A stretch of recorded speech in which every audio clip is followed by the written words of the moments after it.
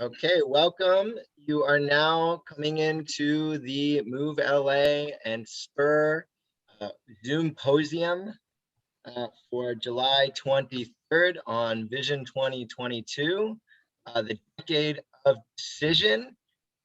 Thank you so much for joining us today. My name is Eli Lippman. I will be your, I'm the technical host for today. So thank you all for joining, and we're just allowing participants to come in before we start the Zoom here today. As we're doing that, we just want to start by recognizing our partners in the Climate and Clean Air Initiative. These are all the organizations from across the state of California that are supporting the Climate and Clean Air Initiative, including SPUR and Move California, the Greenlining Institute, CLCV, Lane, Coalition for Clean Air, Climate Resolve, Healthy Air Alliance, Greenbelt Alliance, Breathe SoCal, Planning and Conservation League, the Climate Center, and the Emphysema Foundation. You can go to climateandcleanair.org for more, and to also sign up, share your email, and we'll provide you updates. Also check us out. We'll be live tweeting this program at Climate Clean Air on Twitter. And I just quickly want to recognize and thank our event sponsors who've generously contributed to help ensure that this event can happen. That includes the California Fuel Cell Partnership, the Los Angeles Department of Water and Power, a longtime supporter and sponsor of Move LA, as well as Socalgas. And you can also check out our YouTube channel, youtube.com/Move LA, as well as climateandcleanair.org, where we posted all the previous videos from our events. Last one was actually on battery technology. That one was sponsored by WID and Edison and LADWP. Prior ones have been about short-lived climate pollutants and the scourge of diesel. And so this has been a whole series, and we encourage you to check out the full length of the series so you can see all the incredible details that we've shared. So now that's it. We've got most of our attendees in. I'm now going to hand it over to moderator for today's program, my boss, the executive director of Move LA and Move California, Kenny Zane. Kenny. Guys, thanks, Eli. So why don't we roll to all right. So folks, on your screen here, you'll see the panelists in roughly the order we expect to hear from them. You see we have quite an illustrious panel, and you'll learn more about each of them as they get their turn.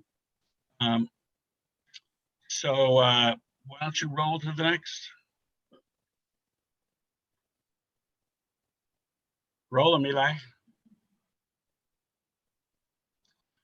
So one of the things that Move LA and our partners have been working on is trying to envision the possibility of a statewide ballot measure that could help us take a giant step to conquer climate change and truly, finally clean our air.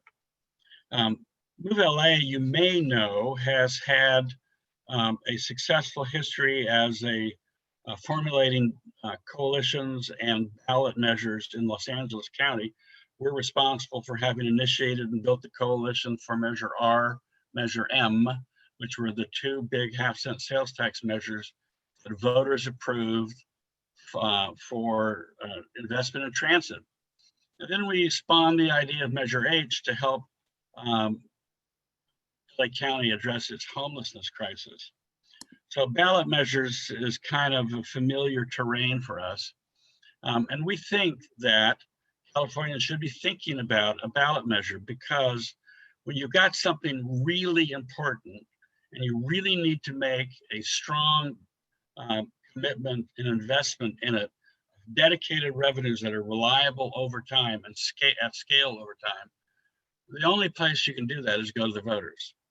We should never be afraid of the voters. The voters are our friends. They get it. Roll it.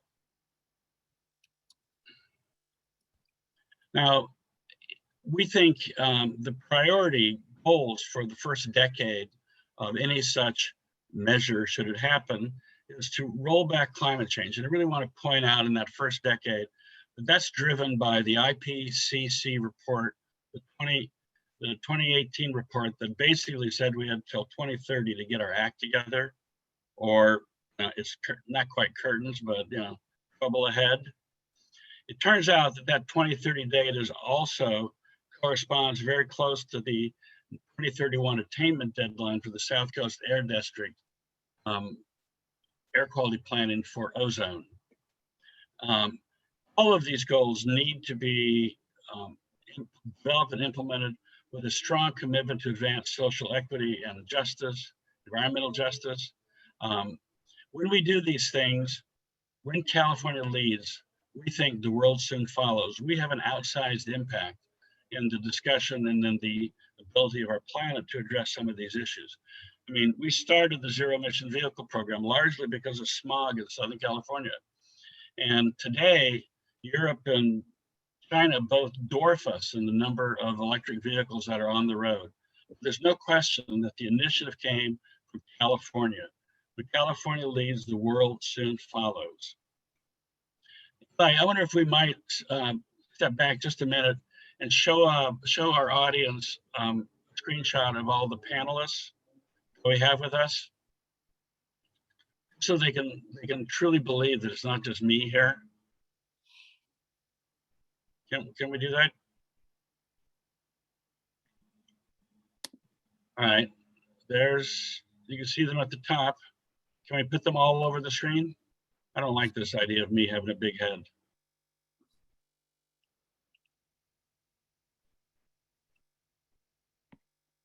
All right, let's see. Go to gallery view. There we are. Madadh, MacLaine, welcome. Let's look at Cliff Gladstein over there.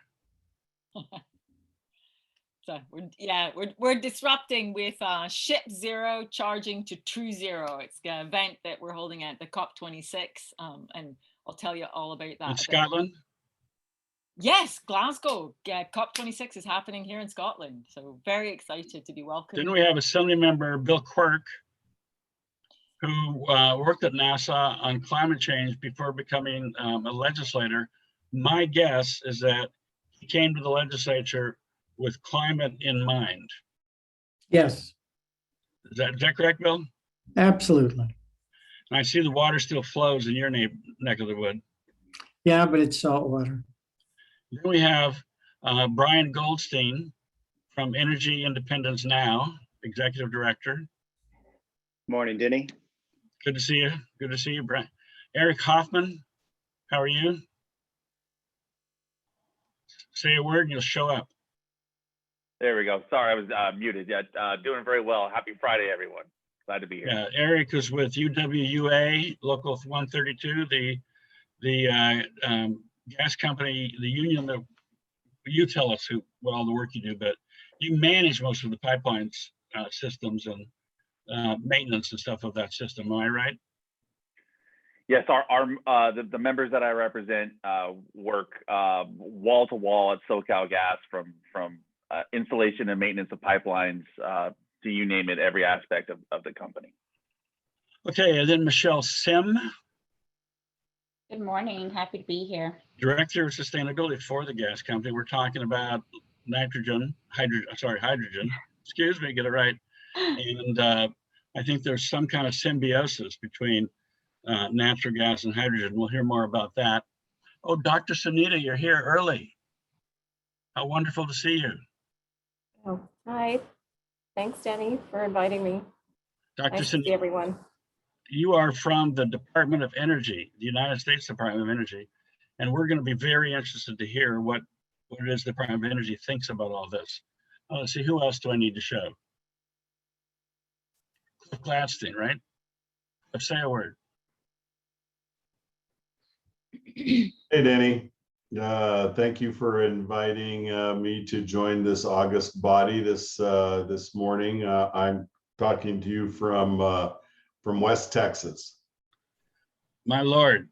So Cliff and I knew each other about 35 years ago at the Coalition for Clean Air. Actually, before that, when Cliff worked in Tom Hayden's office as his environmental deputy. And about 1990, I remembered you were one of the co-authors of the Big Green, a statewide ballot measure to really create environmental policy in the state of California. And had it not been for what the Kuwait invasion, Big Green would likely have become law. Have you ever wondered what the world would be like had that occurred? Often. All right, so, all right, good to have you with us. Cliff, nice to see you again. Let's see, have I missed anybody? If you've been missed, speak up. I think I've been missed. Ah, Chanell. Chanell Fletcher, formerly Executive Director of Climate Plan, but now the Executive Director for Environmental Justice at the California Air Resources Board. And Chanell, so good to have you. You look wonderful. What is that building? Is that building the car building behind you? It is the car building. So I think, Chanell, what we want to suggest to you is that in the course of this discussion, if you have things, observations to make that you think need to inform this discussion at various points along the way, just feel free to speak up. And if I see this technology the way it's working now, is if you speak up, then folks will see you. And don't be afraid to challenge. I know you're not, because I've known you for, I don't know, 6-8 years here, and you've never been afraid to challenge before. All right, so. Oh wait, Denny, really quick question. I'm Okay. happy to do that. So is it kind of like people kind of speak and at the end I should share thoughts or just chime in whenever? Is that kind of the Well, direction? I feel a little bit of both. I think I might turn to you earlier in just to say, so what do you think about what we've heard? And then at the end as well. But if you hear something that really sort of, that you really feel needs to be commented on, yay or nay, don't be hesitant to speak up. We're going to give you that liberty. Sounds great. All right, so let's go back to the slideshow for a bit.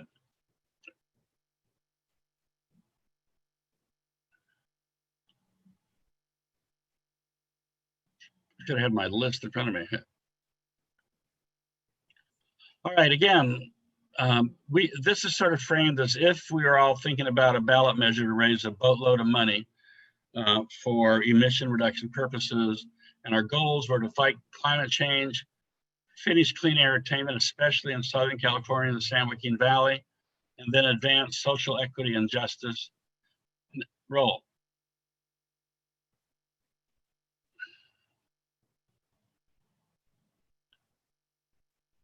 So we had one of these symposiums where we brought Mary Nichols and Fran Pavley and Senator Kevin DeLeon, Senator Fran Pavley, Senator Nancy Skinner, Secretary of Cal EPA, former Secretary of Cal EPA, Terry Tamminen, the past executive director of the Strategic Growth Council, Randall Winston.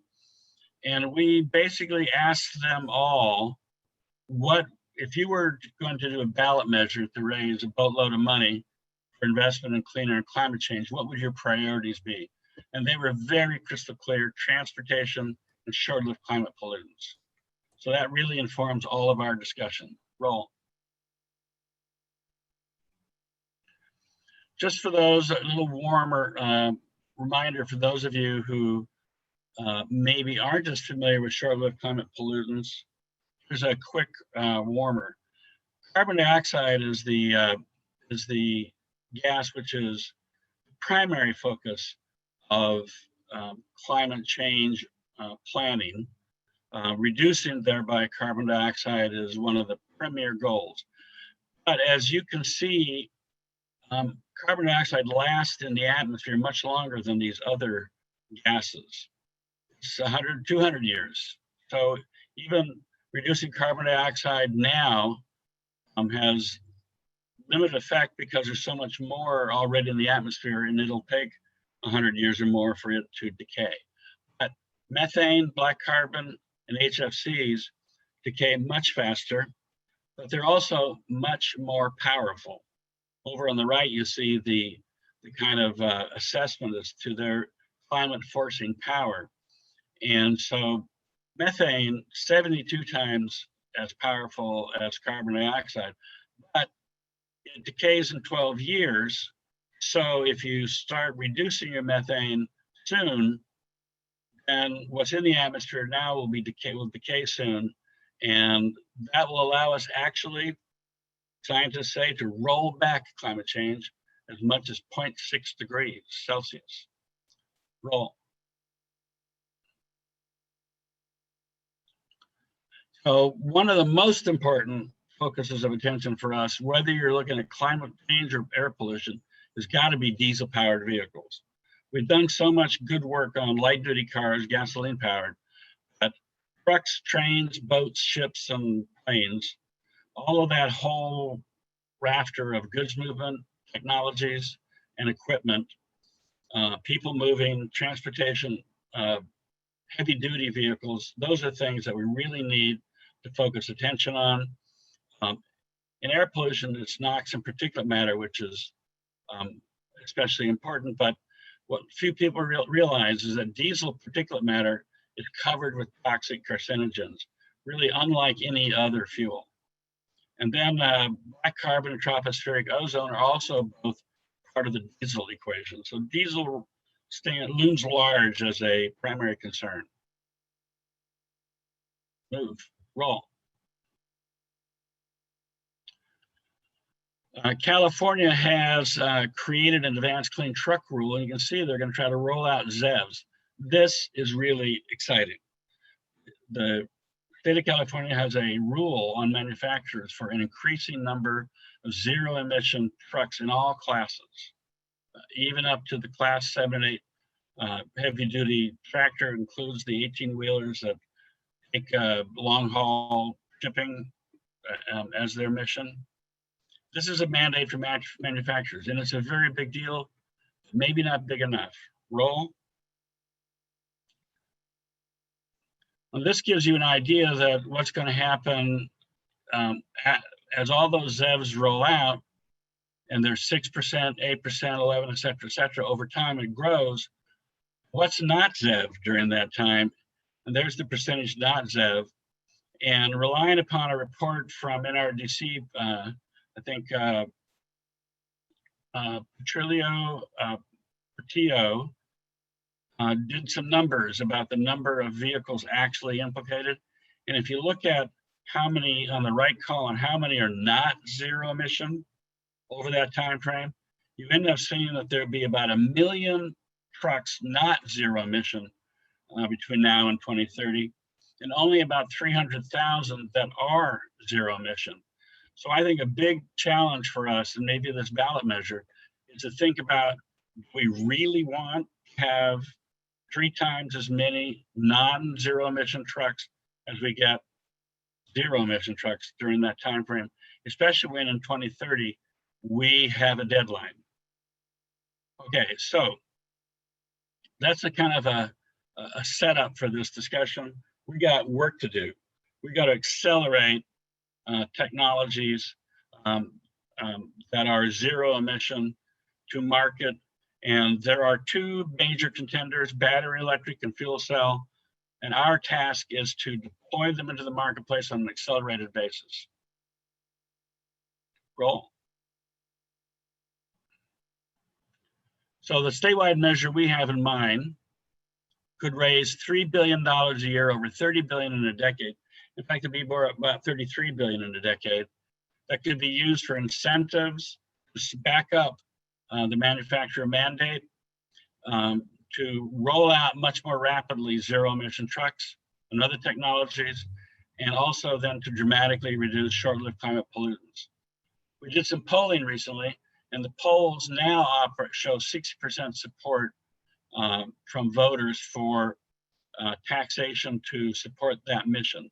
Now, we think this is going to get stronger as the pandemic and the economic downturn ebbs and the climate crisis becomes more evident. So between now and November 22 or 24, whenever this makes it to the ballot, we believe that support will only grow. Roll.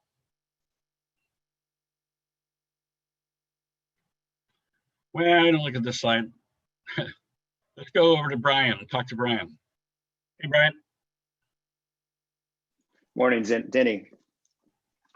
So, Brian, it's good to meet you, sir. You're the Executive Director of Energy Independence Now. And who are you and what do you do? Well, I appreciate the opportunity to participate today.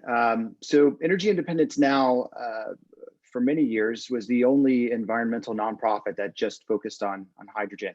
I'm sure that's probably not the case now because we're seeing so much hydrogen activity and have over the last year and a half. But we were founded about 20 years ago by former Cali PA Secretary Terry Tamminen to address transportation issues in California. Terry had looked far and wide for some zero emission solutions and thought that hydrogen posed a really good ZEV option for California. So he launched Energy Independence Now out of Environment Now back at that time. Since then, we drafted the California Hydrogen Highway Initiative back in the, I guess, 04, 05 timeframe for then Governor Schwarzenegger. We co-authored legislation SB 1505 requiring 33.3% renewable content in hydrogen fuel, and we'll kind of get to renewable fuel here in a few minutes. But the interesting thing about that, about SB 1505, was that was 2006. So that was 9 years before a consumer could walk into a car dealership in California and drive a fuel cell vehicle off the lot. So I guess my point in saying that is we've been very committed to making sure that hydrogen in California and beyond is renewable or zero carbon, or however we want to define it. We need it to be as clean as possible. And that's been a large part of our focus over the years. So for the first, so like batteries, I mean, we hear about battery technology as a zero emission option. And so now you're telling us that hydrogen fuel cells are also a zero emission option. But there are some questions one has to ask up front in discussion about hydrogen. Is driving a fuel cell truck around like driving a hydrogen bomb around? I hope not. No, absolutely not. It's incredibly safe technology. I've been driving, only fuel cell electric vehicles around for the last 6 years since they were launched here in California full time. They're produced by automakers that are known as some of the safest automakers in the world. This isn't a science experiment. This is mature technology, and in fact, the technology has been around for a very long time, and it's been safely operated and reliable for a very long time. I think the majority of the reason that people are maybe just now hearing about hydrogen in transport is that the stations are just now becoming available. So that in California was part of the Hydrogen Highway Initiative that was later funded through AB8 funding, where the state committed to building the first 100 stations. The state commitment in California right now is up to 200 stations with a short-term goal, short-term being over the next 5 to 8 years of 1,000 stations here in California. So it's really the stations that have enabled the market and not necessarily technological breakthroughs. All right, so batteries have started to gain a real foothold in light duty vehicles. There are, maybe before we go on, you might want to describe a little bit more about how a fuel cell operates. Sure. So fuel cell electric vehicles, just like battery electric vehicles, the vehicle's an electric drivetrain, right? The difference is that fuel cells create that electricity in real time using hydrogen on board. And the benefits to doing so are fast refueling. It's about 5 minutes to refuel a fuel cell vehicle. The latest generations are at around a 400-mile range, which, the early fuel cell vehicles, at least the production vehicles, all started over a 300-mile range. So one of the other benefits here is longer ranges. You're not kind of consumed with the additional weight that batteries add to the vehicle that then in turn, at some point diminish the range.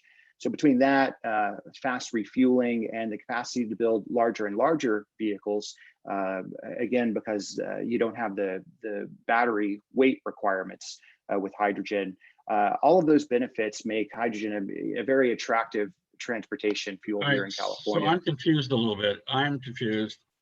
Compared to battery powered, fuel cell is lighter, has longer range, and is quicker to fuel than a battery-powered vehicle is to charge. Why are batteries winning the race in light-duty vehicles? Well, I think Seems that like goes back. Sorry, go ahead, Denny. the fuel cell just seems like it's got some big advantages there.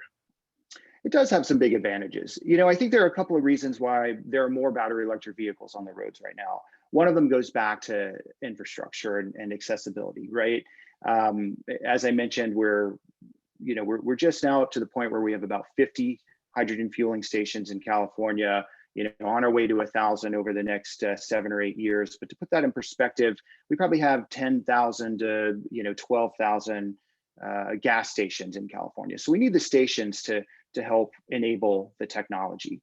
Also there's an early adopter component to that, right? And kind of just to put it bluntly, the folks that could afford to be early adopters on electric vehicles typically had access to electricity for charging. Whether that's in a garage or workplace charging, the folks that were able to, kind of jump into this market early on tended to have access to charging, whereas that's not really the case throughout California. In fact, about 50% of people in California live in multifamily housing. So many of them don't have, access to an outlet, much less a garage or a place to consistently park their vehicles. So I think that, hydrogen poses another great alternative there in California for that very reason. But Denny, at the end of the day, I think, my thesis and the one thing I hope that people can really hold on to when it comes to hydrogen and transportation from this conversation is that we have exactly two tools in the zero emission vehicle toolbox, right? We've got batteries and we've got fuel cells. I think it would be foolish and short-sighted of us to just try to pick one. And as much as Americans, we're really prone to try to pick a winner here. People often kind of bring up the VHS versus Betamax type conversation and say, hey, batteries have already, won this invisible race. Why are we even messing around with fuel cells? But the simple answer is to accomplish what we want to accomplish here, certainly in transportation, and I'll go on to argue the same for energy storage, industrial decarbonization, and disaster resilience here. We have to use every tool at our disposal. And so I think instead of looking at this as a competition, we need to kind of take a deeper look at what circumstances enable fuel cells or enable the hydrogen market, right, so and what circumstances are have, more conducive to batteries. Don't fuel cells have a particularly big advantage? Things like trucking and long haul type of activities. Absolutely. Goods moving activities. Absolutely. So, as I mentioned, as vehicle sizes and cargo capacity grow larger and larger, in order to, fill the demand for, range and refueling or recharging, the battery component becomes more and more challenging, right? So just as a straightforward example, I'm no expert in trucking per se, but my understanding is that, when you look at a Class 8 truck, a truck that has a 80,000 pound overall weight limit, and perhaps Cliff can chime in on this if I start to butcher these numbers, in order to get that 200 to 300 mile range that I think would really be kind of the opening range or the minimum range, using batteries, you'd need about 8,000 pounds of batteries at least. And I've heard numbers that go a lot higher than that. So, you're looking at, in the context of batteries, cannibalizing about 10% of the overall weight capacity of the truck. And then there's the charging component, which, when we think of 1 or 2 trucks charging at a time, that seems manageable, right? This is something we can set up some chargers and this is manageable.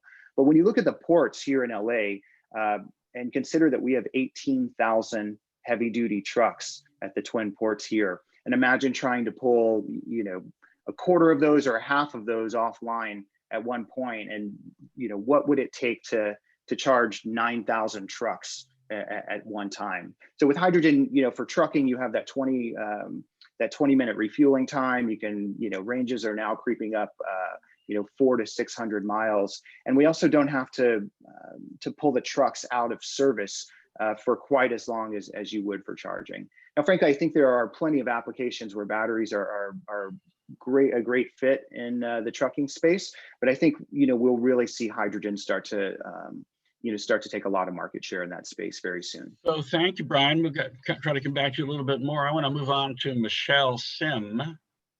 Michelle, where are you now? There you are. I love this. If you start speaking up, then you will suddenly show up big and bright on my screen. I'm glad it's bright and not dim. Yes, well, see, you're down at the grassroots there. All right, so Michelle, you're the Director of Sustainability at Southern California Gas Company.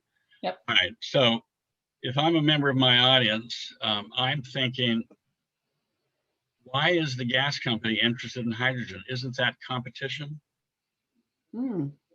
That's an interesting perspective, Denny. Well, as a Director of Sustainability here at Socalgas, my focus is really building out our sustainability strategy and our commitment to net zero. Earlier this year, we published what we call Aspire 2045. And in that lays out kind of our 4 priority pillars of strategy pathway and our commitment to net zero in our operations and the energy that we deliver by 2045. And as a part of that, if you take a closer look at it, what you'll notice is when we say we have a net zero goal to 2045, that includes all 3 scopes of GHG emissions. So that's scopes 1 and 2 that we ourselves produce as an organization, and scope 3, which is not in direct control of Socalgas, and really a result of the fact that we are an infrastructure company that carries energy to our customers. So all the energy that passes through our system that goes to our customer has an inherent carbon intensity associated with it.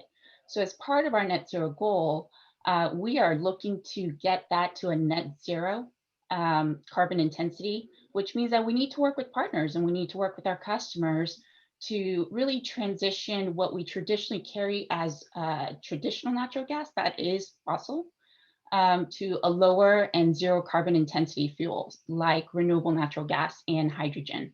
So we do not see that as a competition, but more of as a solution towards our overall business goals and strategy. Right, so you're envisioning that at some point in the future, your pipelines will carry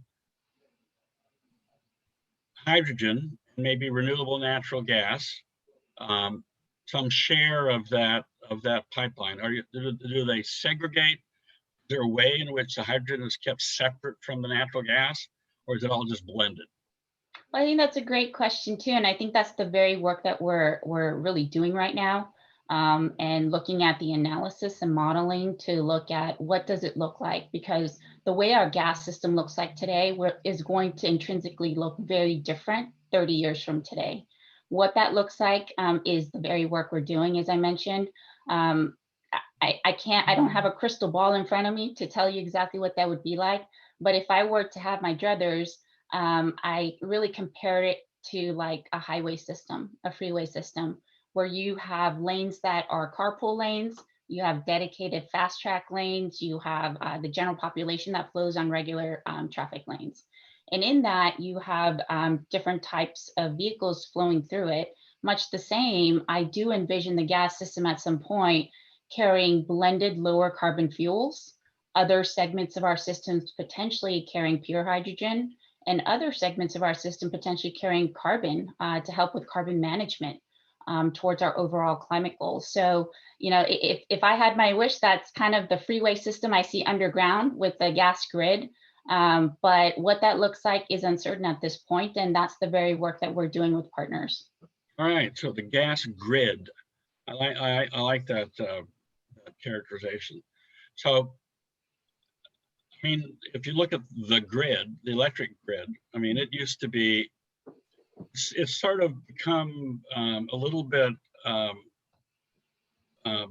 more broadly accepted, I guess, or supported among environmentalists, because the state of California adopted legislation and regulations to create a requirement that the grid become increasingly renewable power.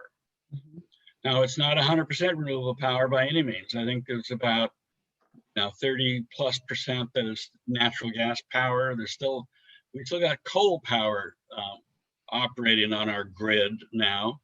We're becoming increasingly renewable, but we don't have to be 100% renewable till 2045. I mean, it's ever, and that's thanks to my good friend, Senator Kevin DeLeon and SB 100, a pitch for Kevin. I always got to support the leaders here. Is it possible to envision a similar thing? They call it an RPS on the grid. Is it possible to envision a similar arrangement whereby the gas pipelines become increasingly dedicated to renewable gas and hydrogen and less to fossil gas of any sort? Absolutely. I think that's what we have been working on, at least very heavily at the state for the past several years, and really advocating for that. I think it's really important to point out that, the gas system and the gas grid is really looking for ways to help the decarbonization effort. So people have often said, well, gas is a competition to renewables, and I disagree. Gas is not competing with renewables. It's trying to really, from a cost perspective as well, enable a higher penetration of renewables onto the electric grid, into homes, into buildings, and really enabling that economy-wide sectors, including our industrial facilities, including our transportation sectors that are harder to decarbonize, have a source of renewable energy and fuels that can help them get to that decarbonized state. So it's really a like the grid. So like the grid, the pipeline is kind of neutral as to what it carries. And if the need is to go increasingly decarbonized fuel, renewable fuel, you're capable of doing that.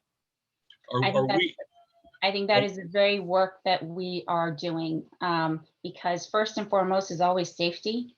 And we want to make sure that we can do this safely, we can do this reliably without compromising the reliable energy delivery that the state of California and in our region depends on for the natural gas grid. And I think, you'll see more and more of that in terms of what we are asking for with the commission and the state, in terms of allowing us to do projects and demonstrations to really prove out the safety aspect of this and how we can do that in a reliable way as we transition to lower and zero carbon fuels.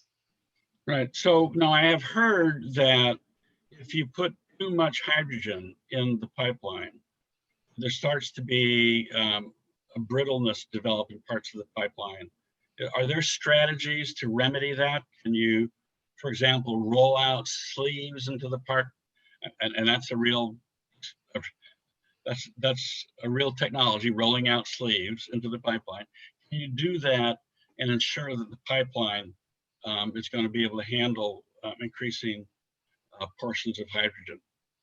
Well, I'll put a disclaimer before I state my answer, Denny, is that I'm not an engineer, but we do have a whole lot of engineers within our organization that is working and examining that and has been looking at it for quite some time. What I'll say is that the gas system, just like any other, mechanical or, engineered system out there, is quite complex in that when you think about little widgets on even just a toy, right? You have different parts that go into making, my son loves to play with Legos. So he's building, a ninja, ship with Legos. With that, you have various components and parts that go to that. And if he's missing a part, he'll just go over it and find another part that kind of fits there. What we do on our grid system to keep it safe and reliable is make sure that the materials that we're using, whether it's valves and pipes and fittings, are definitely safe, engineered to specifications. And with that, we are assessing in terms of the constituents and components that flow through our system, because we have more than just methane today that flows in our systems. There's trace components of different, different elements that flow through there.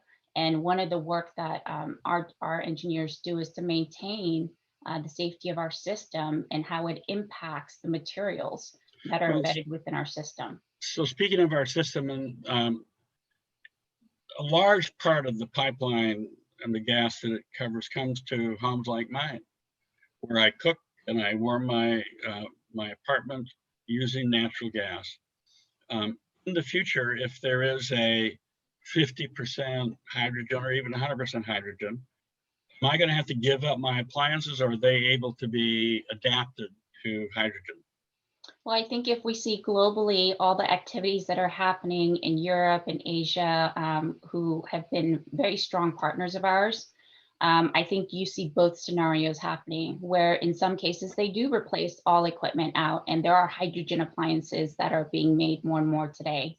And there are other applications where they're able to retain that and change out the burners or certain materials and components out of the appliance and be able to retrofit it to accommodate the percent blend that they have in that low carbon fuel that has hydrogen. So I think we're seeing both, and I think we're going to continue to examine how to do that safely for our customers. Cool. So now I think I want to go to Sunita, Dr. Sunita Satyapal. Speak up, Dr. Satyapal, so that we can see you on screen. Yes, I'm here. Let's see there. So Eli, help me get Dr. Satyapal on screen. I think you got to keep speaking. There you are. I'm here, and I can also share my screen, Denny. I know you said it might be helpful to share some slides. If you have some, let me just say a question here that I hope you'll think about as you do. It's really easy and understand for all of us exactly why the gas company might be interested in hydrogen gas, I think. I mean, they've got a pipeline they want to fill with whatever. Tell us at some point why it is the U.S. Department of Energy is interested in fuel cells. I mean, we're sort of accustomed to thinking of the U.S. as interested in the big things, right? And this fuel cells and stuff seem like they're down to sort of day-to-day life for us, cars, shipping, trucking, etc. So we want to understand why the U.S. Department of Energy thinks this is a big enough deal to create a whole department of hydrogen and fuel cell technologies office. Sure, no, I'm happy to take that question. And I'll share my screen for a second, because I think for those who've not heard of the H2 at scale vision, I think that will help. So you can see my screen here.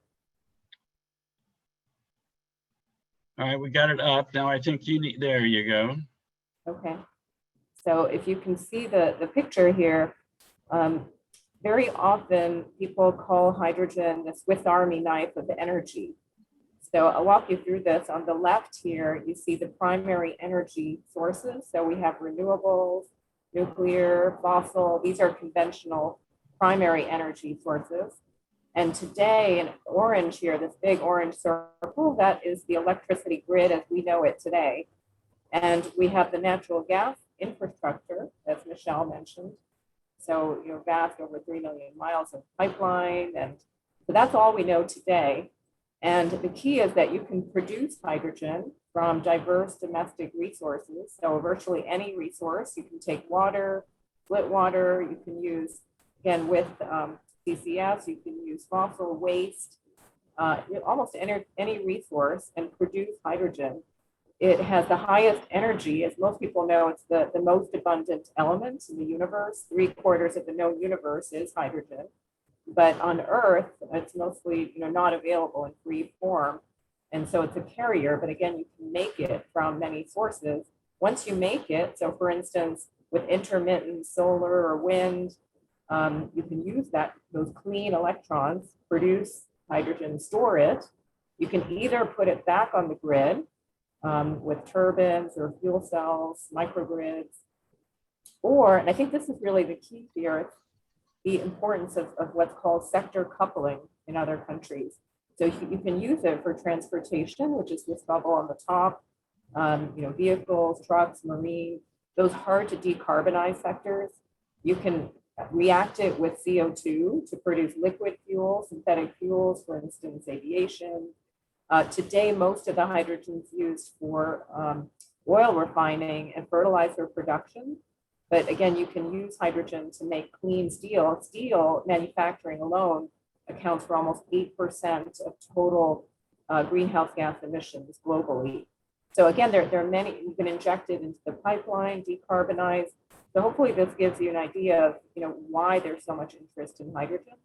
And I want to emphasize that, hydrogen is just one part of a really broad portfolio that contributes to the president's priorities.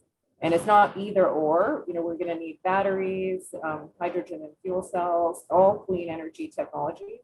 And so really high priorities from the administration perspective are a completely carbon-free grid by 2035 and net zero by 2050. Obviously, California has been a lead all these years, but I do want to emphasize another from the administration perspective, very high priority, and that's what we call the EJ40 initiative.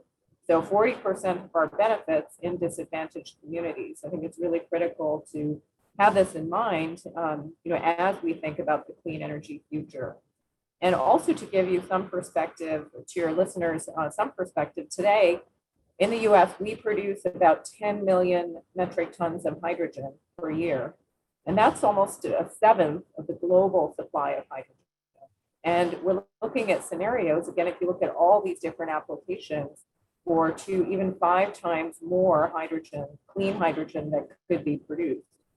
And also to give you an idea, if we produce 10 million more, again, it takes energy to produce that hydrogen, we could double today's solar or wind deployments. And again, there's lots of numbers out there, 140 billion in revenue, 700,000 jobs. This is in the US alone.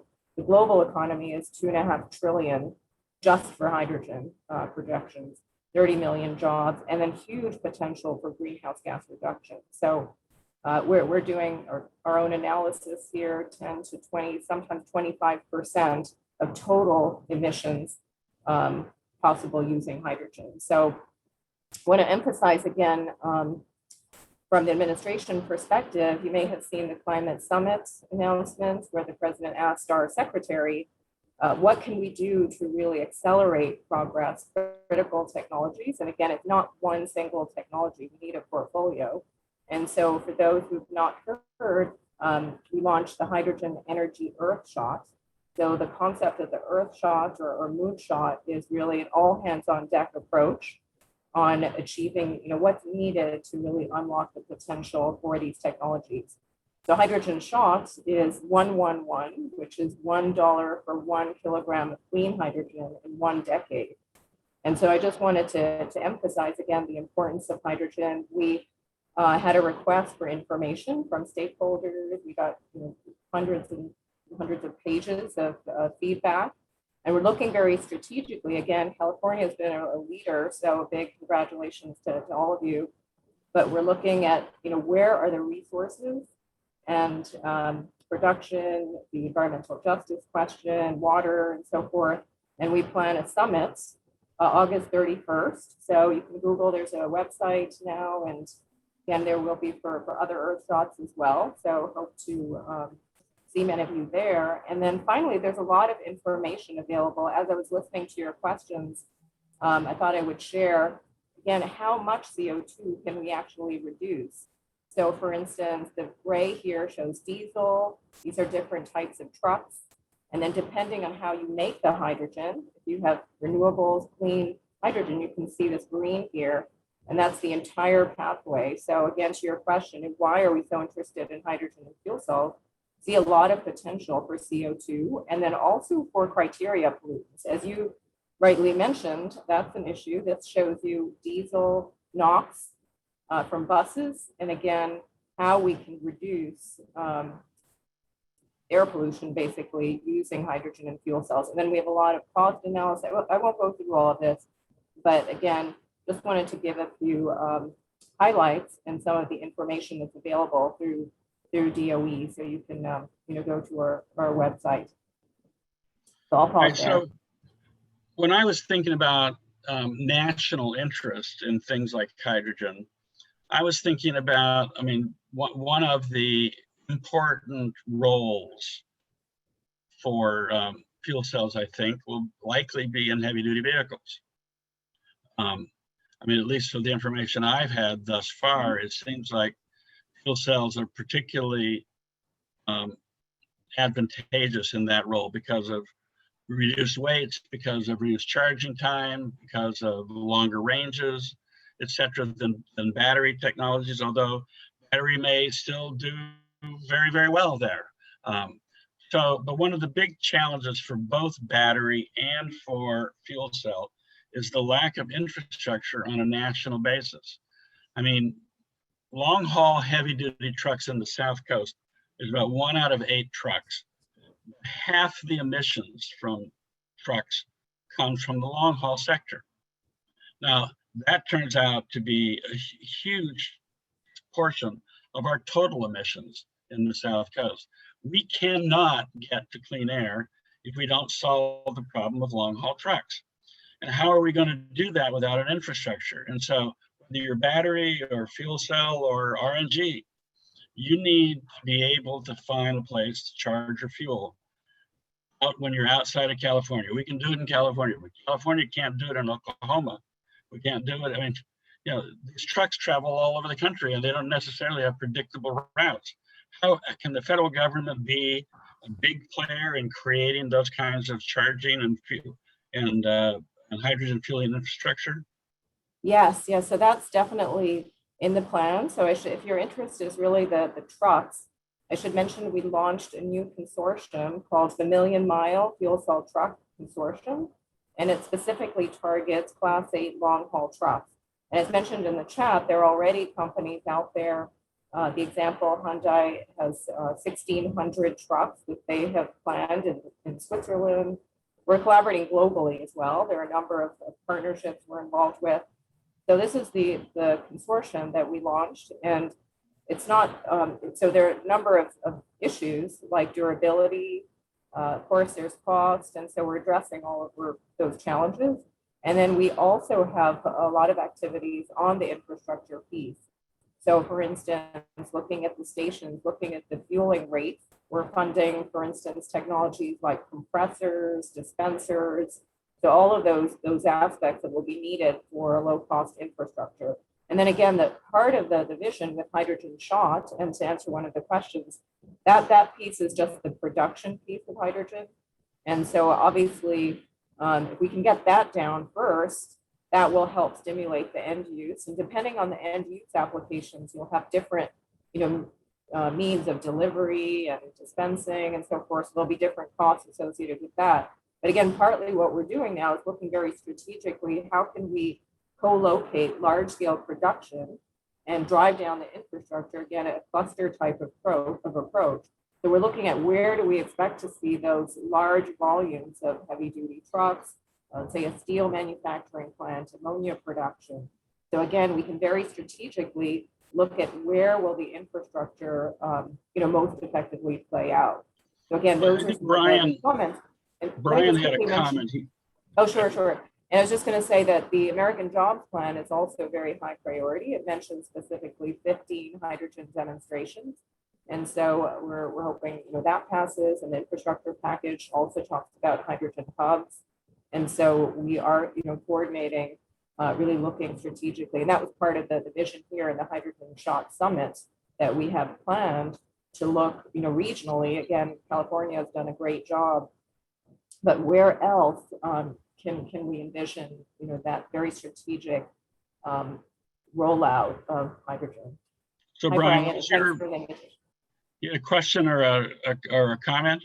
Sure. I kind of just wanted to lob a softball up for Sunita that ties in directly to a couple of her comments there. And I'll preface this with saying, I've been in this space, maybe 15, 16, 17 years. And one of the most impactful stats I've heard throughout that entire time was during a DOE presentation at NREL, where the speaker was talking about industrial decarbonization and the potential to decarbonize the refining process through using renewable or zero carbon hydrogen. And so you need to, please correct me if I'm butchering these stats, but essentially they cited the potential to reduce the GHG emissions from the refining process by about 25%, with another potential 20% reduction for using renewable hydrogen for industrial heating there. So I may be off on those numbers, or I may have misheard them, but what I wanted to point out and then ask Sunita to comment on is the potential really to have this huge impact in the transportation space using renewable hydrogen while we're weaning off of gas and diesel, and then essentially the opportunity to start producing hydrogen at scale in the same capacity. So essentially, as we're kind of weaning off of gas and diesel, we're producing more and more renewable hydrogen. So Sunita, I was hoping you could comment on that. And I'm not sure if those stats were exactly right, but how do you view this opportunity to start folding renewable hydrogen or zero carbon hydrogen into industrial processes like refining, and then what's the impact that you think that will have on the transportation sector? Sure. And in terms of the stats, I don't know which the specific ones you were mentioning, but the emissions reduction potential is much higher than that. So again, than the 25%. So for instance, right now, if you look at the refining market, it uses hydrogen from steam methane reforming. So for those in the audience that are not familiar, that's how most of the hydrogen is produced. Most of the hydrogen is actually used for that and for fertilizer production. So those are two examples where you can easily decarbonize those sectors. So while we wait for the infrastructure and trucks and so forth, to your point. And so, but in terms of the emissions reduction potential, again, on average, if you look at the amount of hydrogen that's produced today, just from conventional hydrogen production, again, there's a range of numbers here, but it's about 10 kilograms of CO2 per kilogram of hydrogen. And what we're looking at with green hydrogen or clean hydrogen is less than 1 kilogram of CO2 per kilogram of hydrogen. So it's 90% reduction. And so again, just to get those numbers right. So, but you're absolutely right that if we start looking at using clean hydrogen, this is what other countries are doing. One of the largest in the world is looking at electrolyzer producing green hydrogen for the refining market. And steel, again, we have 2 projects that we're funding at DOE. One of them, in fact, is Jack Brower. I see the note in the chat, which is looking at electrolyzers producing clean hydrogen. Again, for instance, to your point, the way you make steel is most of the world uses coal for the iron production and then steel. So that's another example. So I'm not sure if I'm getting to your question, Brian, but I think your whole point of starting with some of those existing markets like refining and fertilizer, and then ramping up scale so that we can drive the cost of infrastructure down and have the availability of clean hydrogen so that we can get that infrastructure in the stations and so forth for some of these other markets like trucks. Right, and like trucks, like clean transportation, which is Right. our big Yeah. priority here because of the large share of emissions that come from Right. clean trucks. We're certainly interested in the industrial applications, but if we don't get it into the transportation world, we're not going to get the emission reductions that we need to get. So I'm going to shift a little bit here. I want to give Chanell. Hey, Chanell, anything you want to chime in here yet? And are there any environmental justice issues that you've seen so far that have really needed to be commented on in the course of this discussion yet? Are we doing? Sure, and I'm going to let you know that I have a 2-year-old and an 8-year-old. So if you hear them screaming in the background, that is just our We will life only right love now. you more. There you go, right? Just love me more. So I've been monitoring the chat, and I think it's been really informative and interesting to see kind of like the way that we're how much I think technology and how technical the conversation has become. And so I think I would say a couple of things. I think it was really great to see that point in there about the Environmental Justice 40, that piece in there and that presentation, and about focusing the benefits and making sure that 40% of the benefits are directly benefiting environmental justice communities. I think that's hugely important. And I think one of the things that I would point out is that just structurally, many of these communities, particularly environmental justice communities, have borne the burdens for so long when we're talking about fossil fuels and we're talking about GHG emissions and also criteria pollutants, which I was also really grateful to hear that got flagged as well. So I think it's really important for us to be thinking about whatever technology we're moving towards and whatever we're doing, there does need to be a clear analysis of how is it going to be benefiting communities that have also been burdened and have been burdened for so many years. So one of the things that I will say is that for CARB, generally speaking, we are supportive of many zero emission technologies, right? We don't have like a certain preference over one over the other. And yet I think there is a point where we are talking to environmental justice communities and CBOs. And CBOs is just community-based organizations for those that may not know. And here's kind of what I've heard and what has been flagged for me. There's actually a deep concern from a lot of environmental justice communities around, I think, the focus on hydrogen and just the proliferation of the different pathways. And this is directly from like Leadership Council for Justice and Accountability. And part of what their concern is that now there's green hydrogen, green electrolyte hydrogen, renewable hydrogen. So there's a number of different terms that I've actually heard being thrown around here as well. And part of what the concern is that it's like, well, wait a second, what are we talking about when we talk about these different terms? What do they mean? Particularly when we're talking about the fueling piece, right? So what do they mean?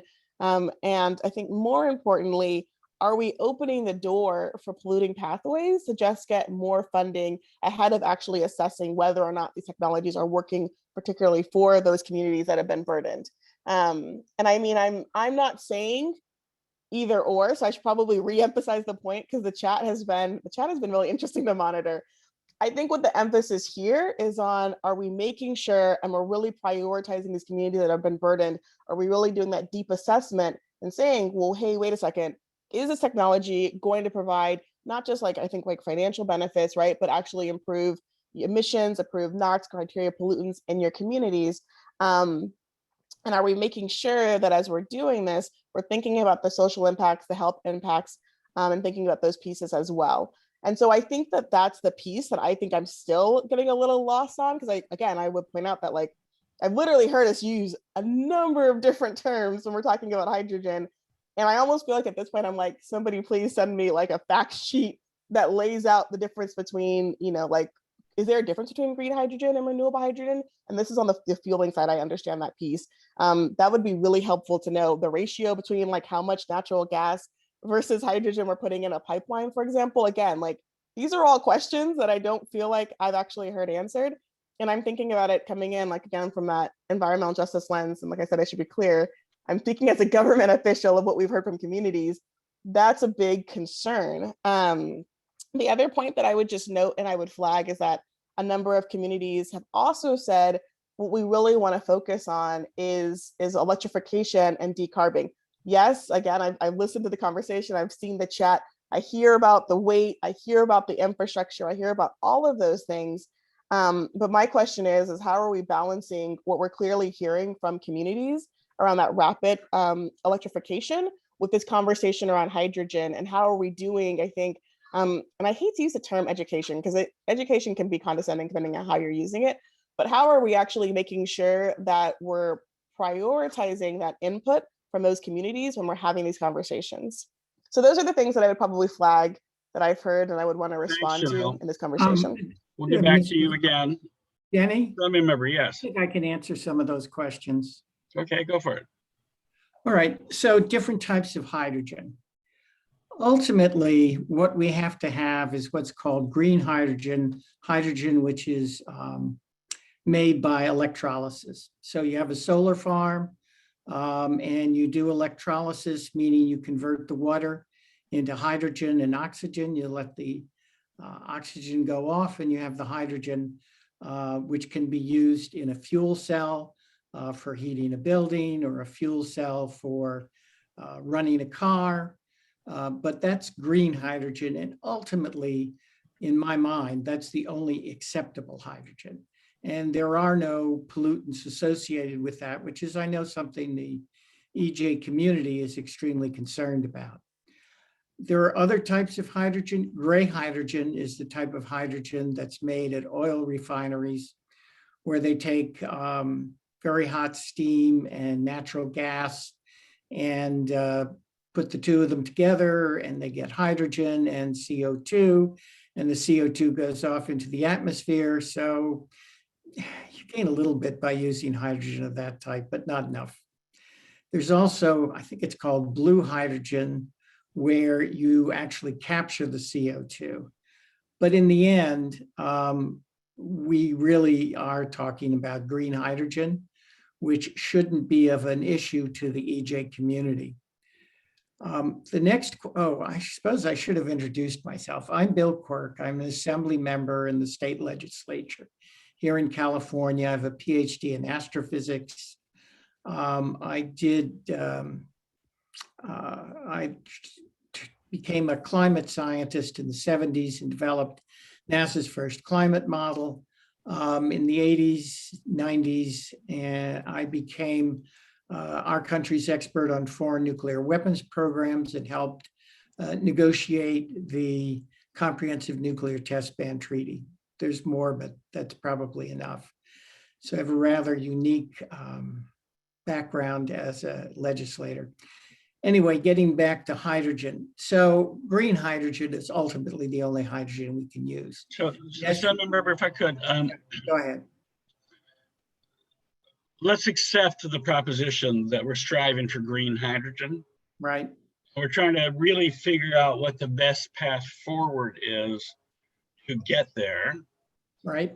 And it seems to me that that a key part of that has to do with the end uses, and a key part of it also the means of conveyance.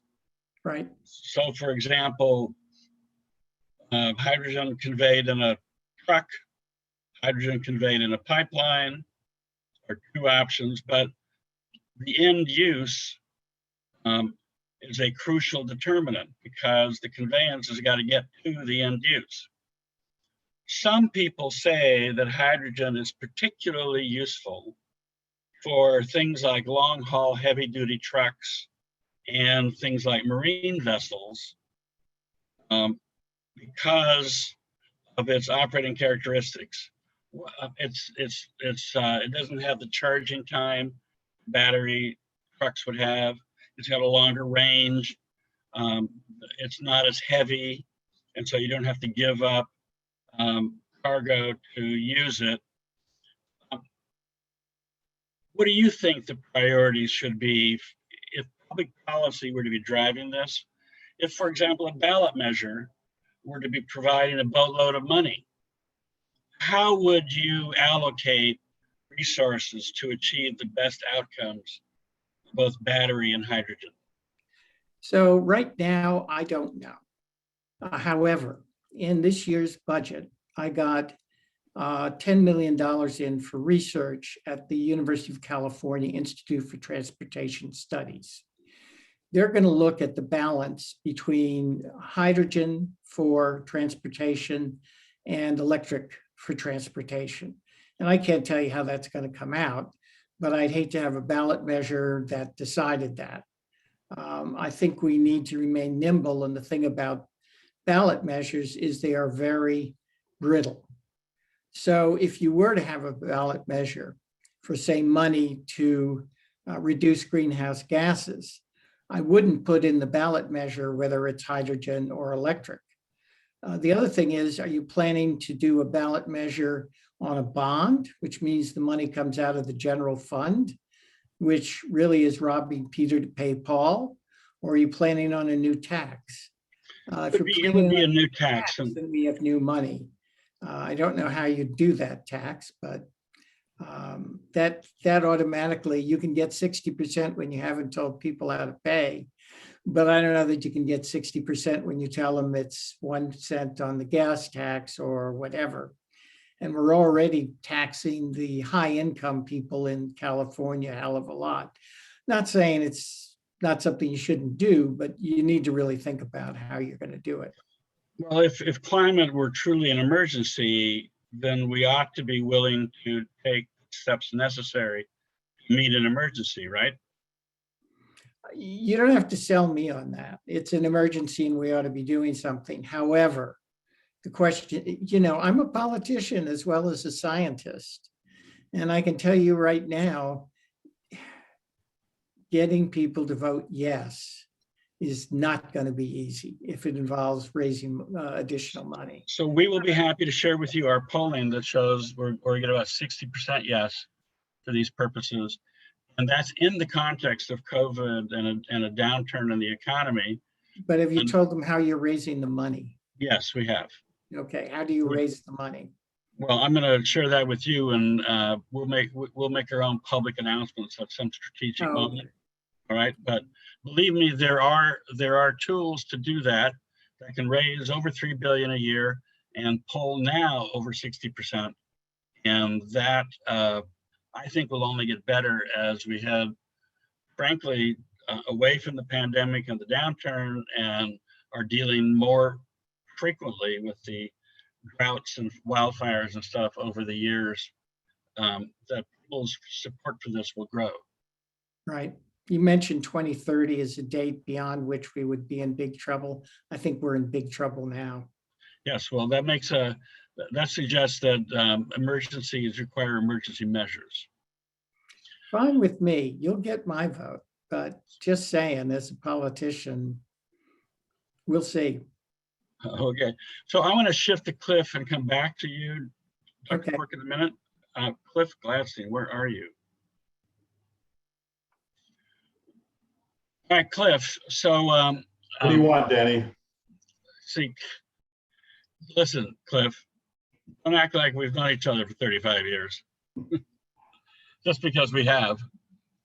Anyway, I want to introduce Cliff to the rest of you as really one of a leading environmentalist for more than 30 years in California. He co-wrote The Big Green back in 1990, was one of the leaders in the efforts to create the Carl Moyer program, which provides most of the funding for investing in alternatives to diesel trucks.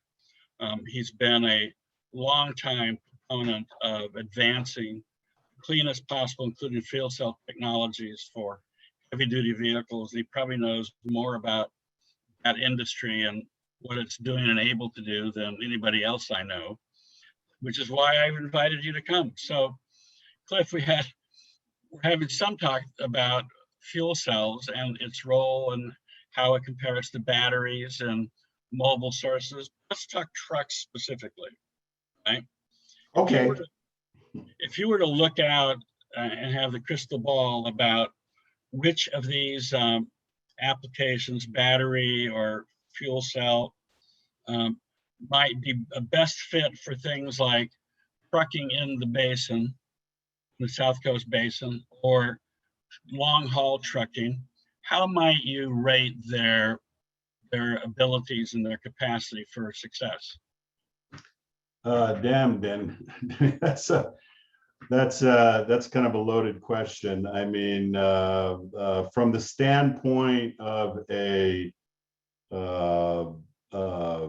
end user, and you know, to introduce perhaps to those of you in the audience who are not familiar with GNA and our work, we primarily work with fleets and with the manufacturers of advanced transportation technology to pair that advanced transportation technology with end users, and from the standpoint of the end user, and that is a variety of different factors that come into play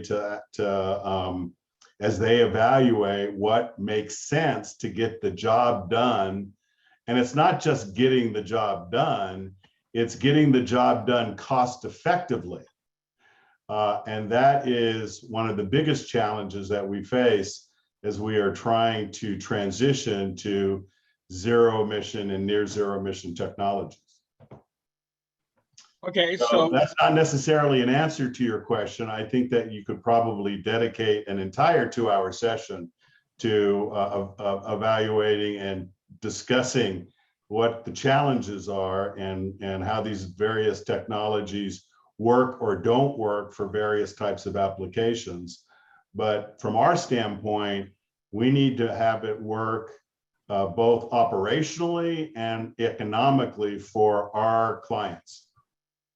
So if you were to have to say, speaking generally, speaking about the battery and fuel cell discussion for long haul trucking, for example, and I know that's really different for trucking that is short haul and stays within the county or something, where charging times and stuff are less consequential. But for long haul trucking, how would you assess the strengths and weaknesses of each technology? All other things being equal and just on paper, fuel cells and hydrogen, renewable hydrogen, makes a lot of sense for long haul trucking. The biggest challenges for battery technology in the Class 7 and Class 8 sectors is, as Brian pointed out earlier, payload. Because every pound of battery is a pound of payload that you can't carry, which is lost revenue. And then also the range issues. We currently are working. We've already helped to obtain resources for nearly 600 Class 7 and Class 8 zero emission trucks. Including almost 200 in the drayage sector, 150, 140 of which are right here in Southern California, some on the East Coast as well. And the biggest challenge with these projects is the range. That 200 to 250 mile range that's typically nameplate on these vehicles. All right, so fuel cell battery range, what are we getting with that versus what are we getting with fuel cells on a Class 8 truck, for example? Well, we don't have a lot of experience in terms of commercial application of fuel cell trucks in this country. On the battery side, I think one of the things that we're looking at is for a Class 8 truck, you're getting it takes about 2 kilowatt hours per mile to the energy storage necessary in order to provide a unit of range. So if you want to have, for instance, 200 miles of range, you're going to have at least actually, it's probably it's going to have to be more than this because you're going to have some reserve capacity. But you're going to have at least 400 kilowatt hours of battery on board that truck in order to get that 200 miles of range.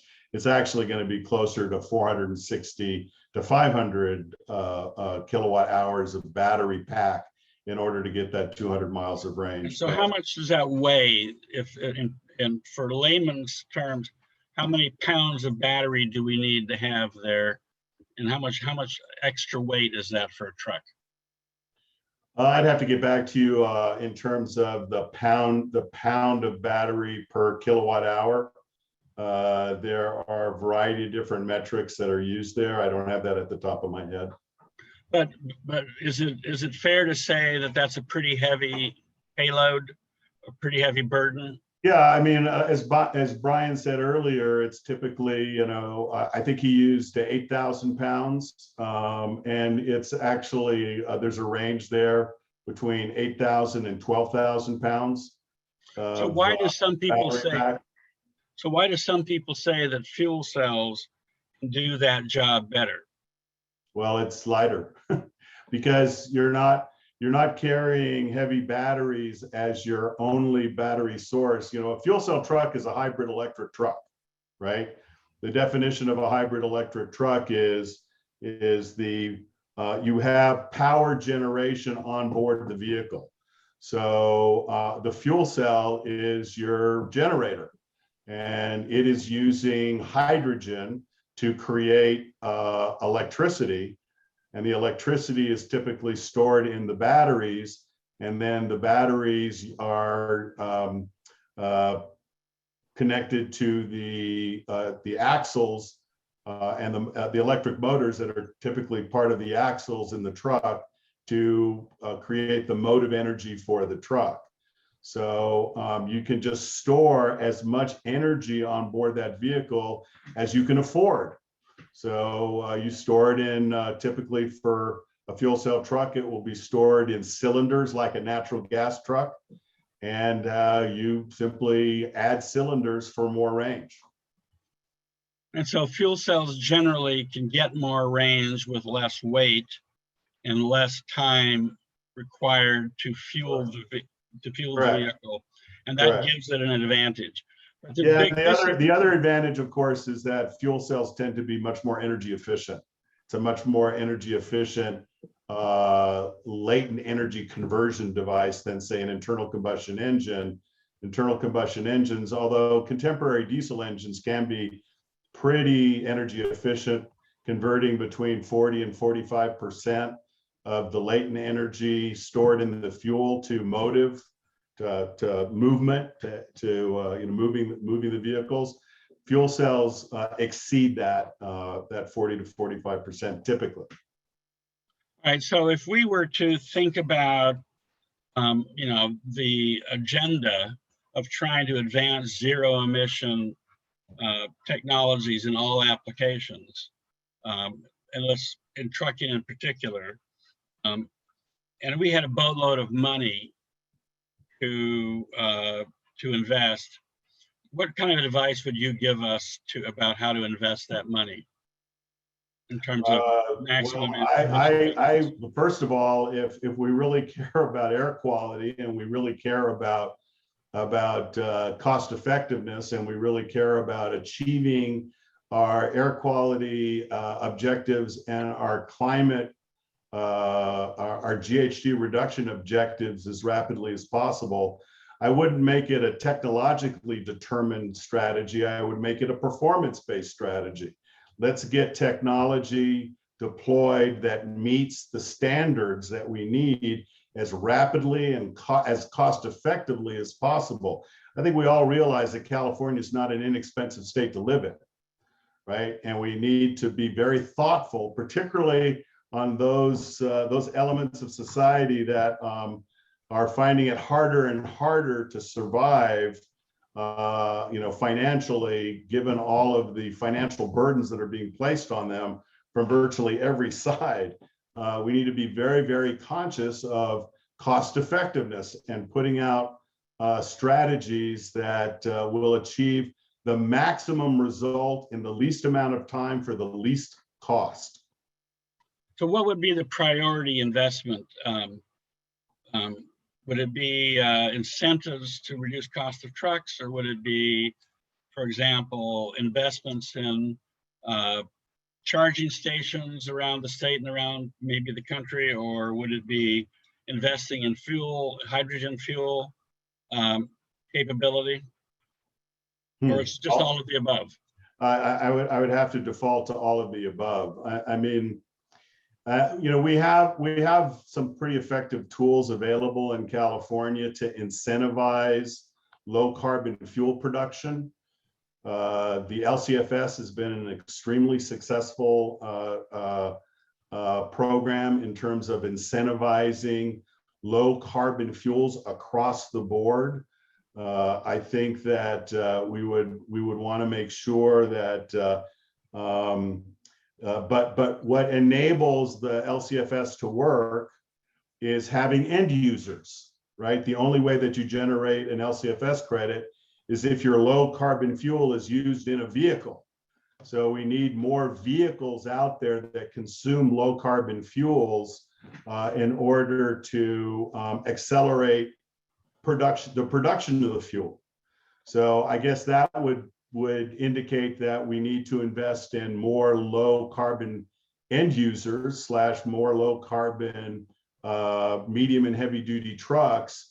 And that would, by default, incentivize increased fuel production. The for instance on that is on the natural gas side, people may not realize that virtually all of the natural gas used in transportation today in California is renewable.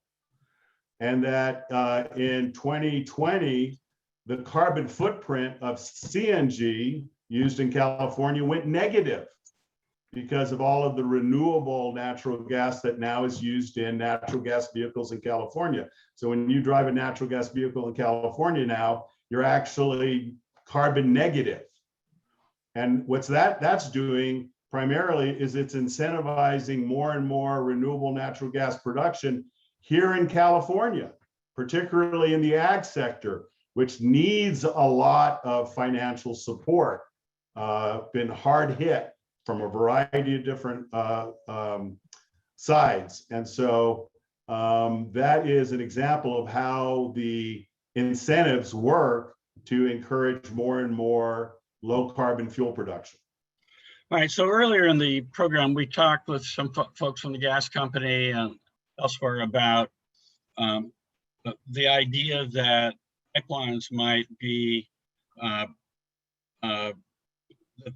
what they carry might be transformed to be increasingly renewable and hydrogen. And I know that there are people out there with their own research studies basically saying that there is not enough potential renewable natural gas, not enough potential hydrogen to actually displace fossil gas into pipelines. And now you're saying it sounds like it's abundant. But what is it? Is there not enough or is it abundant? Well, it depends on which sector you're looking at. Can we replace all of the natural gas in the pipeline with renewable gas? No. But by January 1st, 2024, virtually all of the natural gas used in transportation in the United States will be renewable. Righty, so I want to go back to Assemblymember Quirk for the moment and say, all right, so picture I'm getting here, Assemblymember Quirk, and you know, trying again to take advantage of your leadership role on these kinds of issues in the legislature. It sounds like that we need to kind of figure out how we do on the hydrogen side, rather what we did apparently with success on the electricity side, in order to get to the best available outcome, which would be both renewable power and the most efficient possible battery technologies being used wherever they are used well and have a market. But similarly, getting maximum amount of renewable fuel, RNG and hydrogen, into the pipeline while we are incentivizing the most efficient and effective fuel cell type technologies and its infrastructure. How do we think that's going to happen? What's the state's role in making that happen? So right now, hydrogen vehicles are just much more expensive. I have a hydrogen vehicle myself. It's a Honda Clarity. And I put in the chat that you're paying $16 a liter for the hydrogen. Now, because everything's new, Japan has a real dedication. And if anyone's going to make hydrogen feasible, it's for transportation, it's the Japanese. So they are selling cars with fuel cells in the US at a loss, because right now a fuel cell will cost you tens of thousands of dollars. However, what I am told is that if you start making a lot of those fuel cells, and in Japan, again, they're using not only for transportation, but for heating buildings, et cetera. If you build a lot of those fuel cells, then their costs become comparable to a battery. Frankly, if you really get down to $1 a liter, which is what the person from DOE was saying, Department of Energy, it's much cheaper than gas. Break even with California prices is about $8 a gallon, $8 a liter for hydrogen at the pump. And because you can go about twice as far on a liter in a car as you can on a gallon of gas. So you have to bring the price of the fuel cells down, which supposedly you can do with volume, and the Japanese are dedicated to that. And you have to bring the price of the hydrogen down by going to very much larger production of green hydrogen. Now, again, for example, General Motors is working jointly with Toyota on fuel cells for hydrogen vehicles. And again, we're talking about cars and consumer cars, trucks, SUVs. So, you know, and then the question is, if you can get it cheaper than electric, and you can get it with, frankly, less carbon than electric, because at least at the moment, we do use a lot of natural gas, then hydrogen would be preferred. But we've got to bring things up to scale. So again, one of the things I'm doing is asking UC to take a look at hydrogen versus electric. But right now, electric is way ahead in the technology. We're much better at making batteries than we are fuel cells. And we're much better at electricity than we are at making hydrogen. But supposedly, and I have to be skeptical, I'm a scientist, these things can be overcome with scale. So I'm looking forward to helping with the scales. Now, I believe Move LA has a target price for hydrogen by 2030. What is that? I don't think we have a target price for hydrogen by 2030. That's beyond our academic capability to come up with something like that. So sorry to disappoint. All right. Well, I read a press release somewhere. Someone's got it. Bill, I think you're talking about the High Deal, the business partnership You're right. between the Green Hydrogen Council and other partners. Socalgas is a part of that partnership as well. Very good. So Bill, what I'm hearing from you, though, you use the word scale, and for our audience, that there's an expanded phrase there called economies of scale. Right. But the advantage that battery electric has now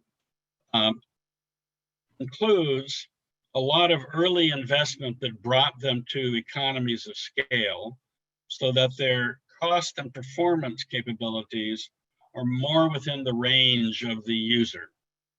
And a hydrogen is lagging behind on that. Yep.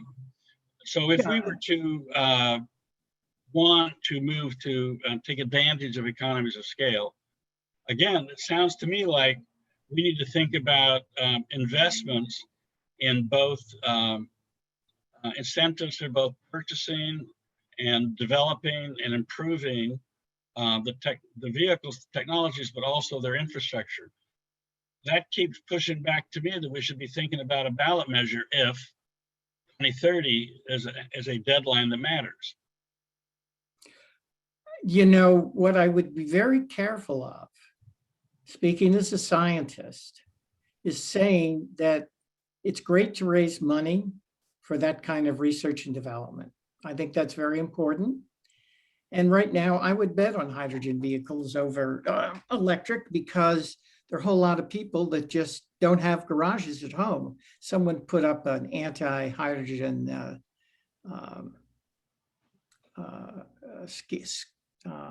paper early on, and I looked at it and it said, oh, you can just charge at home. I'm sorry, but half the people in the state can't charge at home because they're in apartment buildings or they park on the street. And in fact, not everybody who even owns a home has a garage. Many of them, their so-called garage is actually a storage area, and they're parking on the street. And for folks like that, hydrogen can be a big advantage. You can also have smaller infrastructure. So how's it an advantage? You can't get hydrogen at home. No, but what you can do, but it's a little difficult right now, is when I came in 2013, current Senator Skinner had a bill which has allowed for which called for the production of 200 hydrogen stations by, I think it was a few years ago. There's over 100 now. But so we have to build out more. the industry, the people who build these, Shell, for example, wants to build 100 just on their own, might even be a higher number than that. Right now, a typical Californian in a urban area would have anywhere from 5 minutes to 25 minutes drive to the nearest hydrogen station. We need to get those down to 10-minute drives. And I think that will happen in the next few years. So you're saying, if I understand it correctly, that like current practice, hydrogen lends itself to going to a station. Right. You don't need to fill it home because you don't have a long wait for the filling to take place. Right. So it's more like current practice. Hydrogen could more easily accommodate that kind of current practice. Yeah. And as you said, a hydrogen fuel cell is basically an electric vehicle, and it drives like an electric vehicle. So, you know. Is it fast like an electric vehicle? Yes, it can be fast. I'm not a fast driver, but there are people who do. Well, listen, Drive that fast matters. and accelerate fast. But that's not me. I'll get 400 miles on a tank of hydrogen. Other people who drive fast and accelerate fast get 300. All right. So I want to go to Madadh.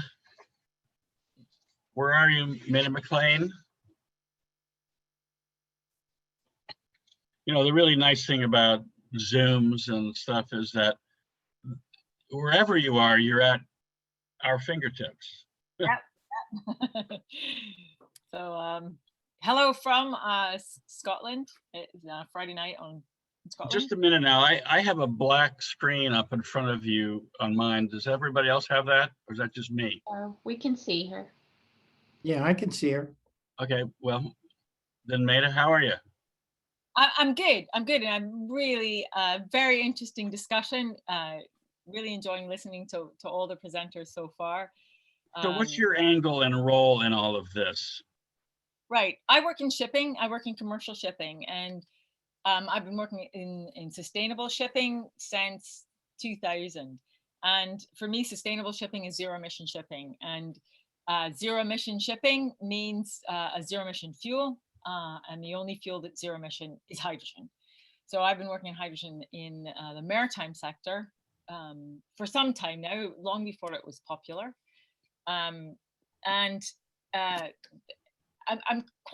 really interested in this discussion because we're talking a lot about economies of scale and bringing the price down and fuel availability, and I think that shipping can be a real enabler for this. We hear this the term a cross-sectorial approach.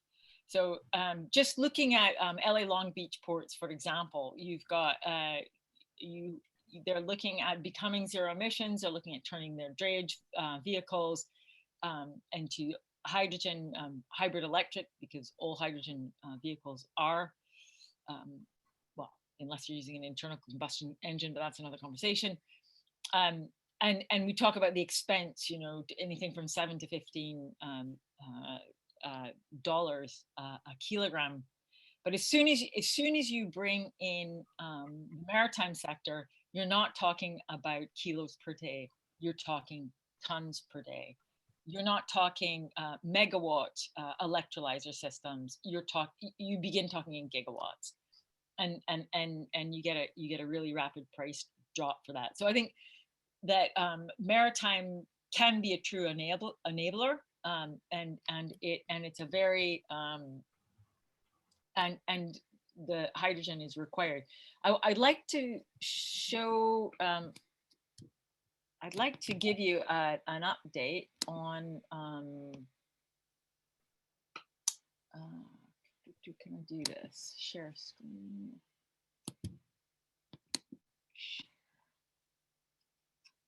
I've got. I did a study with International Energy Association Hydrogen Implementing Agreement for maritime, and I'd just like to share with you. Hang on a minute. Can you see my screen? I can. I think you need to go to the full screen mode. So I need to go to presenters. Yeah, right there. Hang on a minute. Was I there? You could see me and I couldn't see myself. Yeah, there's a little screen down here at the bottom. Presenters. Right. Okay. So I'm going to skip over the first few slides because this is just presenting on,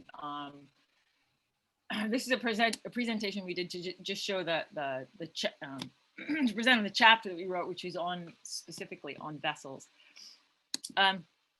So basically in this chapter, we outline the state of the art of the development of vessels. And hang on a minute here.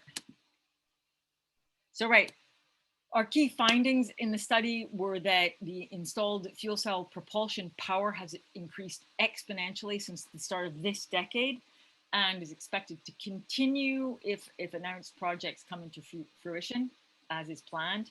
The majority of vessel projects operate at this point in time are operating in protected waters.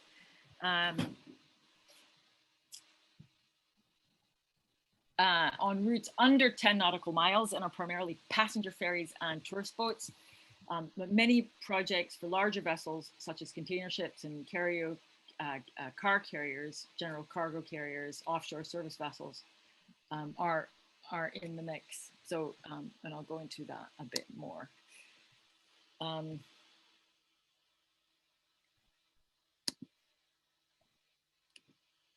So, our key findings were that installed fuel cell propulsion power has increased.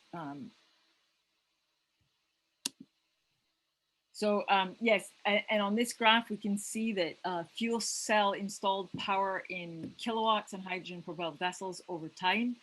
The dark blue squares show vessels in service or that have been decommissioned. The light blue shows those under construction, and gray is for vessel concepts. Note that the y-axis is on a logarithmic scale, so the linear increase corresponds to an exponential increase in fuel cell power. The speed of progress in this technology is quite impressive, with a 3 megawatt fuel cell vessel under construction and expected to be launched in the coming year.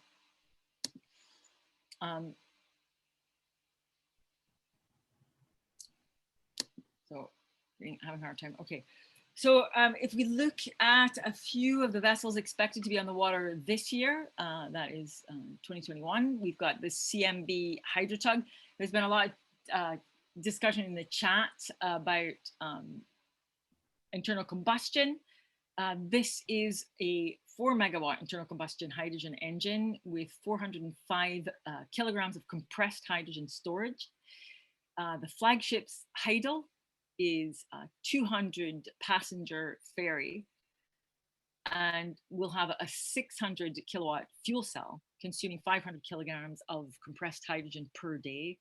And the journey time for this vessel is 19 hours with a journey of 240 kilometers.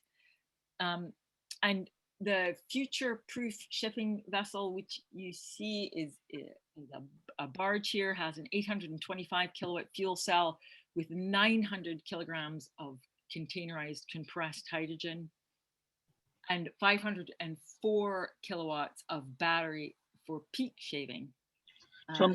So Madadh, does what you're showing us here, is this are these applications that are ocean going, or are these largely applications that that serve one point of the coast to another point of the coast, stay within California waters?